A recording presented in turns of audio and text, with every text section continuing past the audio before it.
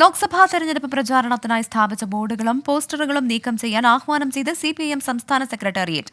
പൊതുസ്ഥലങ്ങളിലുള്ള മുഴുവൻ പ്രചാരണ സാമഗ്രികളും മെയ് 10-നകം നീക്കം ചെയ്യും. AV ജയശങ്കർ തിരുവനന്തപുരത്ത് നിന്ന് ചേരുന്നു.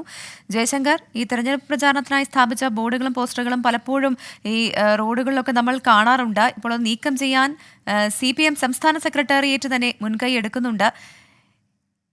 എത്ര ദിവസത്തിനകം ഇത് നീക്കം ചെയ്യാനാകുമെന്നാണ് പാർട്ടിയുടെ പ്രതീക്ഷ?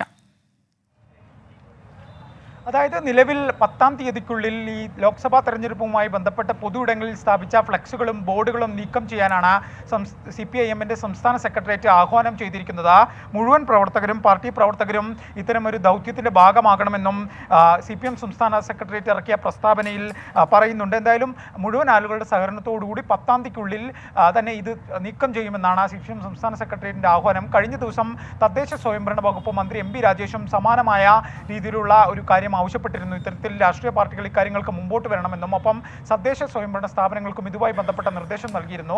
10-ാം തീയതിക്കുള്ളിൽ ഇത്തരത്തിൽ ബോർഡുകൾ മാറ്റാത്ത പാർട്ടികളിൽ നിന്ന് ഇതുമായി ബന്ധപ്പെട്ട ചിലവ് ഈടാക്കിക്കൊണ്ട് ബോർഡുകൾ നീക്കാൻ തദ്ദേശ സ്വയംഭരണ സ്ഥാപനങ്ങൾക്ക് മന്ത്രി നിർദ്ദേശം നൽകിയിരുന്നു. പിന്നാലെയാണ് CPIM സംസ്ഥാന സെക്രട്ടേറിയറ്റിന്റെ ഇത്തരത്തിലുള്ള ഒരു പ്രസ്താവന പുറത്തു വരുന്നത്. എന്തായാലും സ്വാഭാവികമായും കോൺഗ്രസും മുസ്ലിം ലീഗും ഉൾപ്പെടെയുള്ള രാഷ്ട്രീയ പാർട്ടികളും വരും ദിവസങ്ങളിൽ സമാനമായ മാതൃകാപരമായ പ്രഖ്യാപനങ്ങൾ നടത്തുമെന്ന് തന്നെയാണ് പ്രതീക്ഷ. എന്തായാലും രാഷ്ട്രീയ പാർട്ടികളുടെ ഭാഗത്തുനിന്നുണ്ടാവുന്ന ഇത്തരത്തിലുള്ള പോസിറ്റീവായ കാര്യങ്ങൾ മികച്ചു തന്നെയെന്നാണ്